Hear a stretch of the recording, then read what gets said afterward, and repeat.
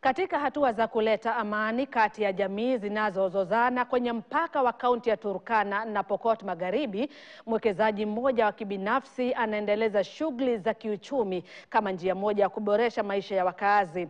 Akizungumza katika eneo la Takwel wakati wa mkutano wa kukusanya maoni yao kuhusu mahitaji yao katika miradi ya maendeleo, Okech Sala alieleza kuwa analenga kuboresha mazingira ya wachimba madini wa kiwango cha chini na kusaidia kuzindua miradi ya maendeleo kama vile shule, hospitali na miradi ya maji kama njia moja ya kuleta uwiano kati ya jamii hizo mbili. Sala ametaja kuwa licha ya kuwepo kwa madini, kusalia nyuma kimaendeleo kwa eneo hilo kumechangia mizozo ya mara kwa mara na utovu wa usalama.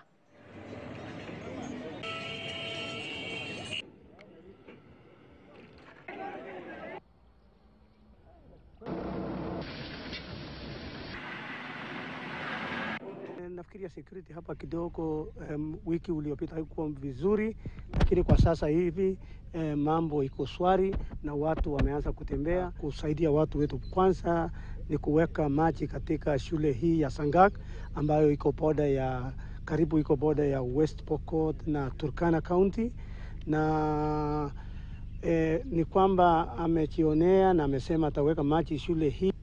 Akituletea maji hapa shule, jinsi watoto wetu wanapohangaika, akituchimbia boho hapa kama 2 hivi, sababu hii ni shule kubwa, haitakuwa shule kidogo hivyo, tutafurahi sana.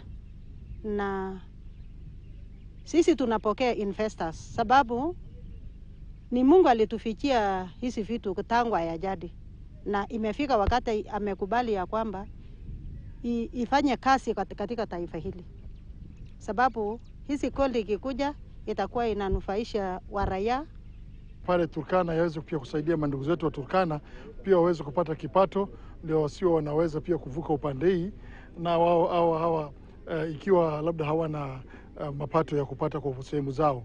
So tutajaribu tumehakikisha ya kuwa upande wa Turkana pia waweze kufaidika na haya madini ya upande yao na yaweze kuwasaidia. Tunafanya geological survey. Tutaangalia upande wa Turkana pia kuna mali nyingi kama huko.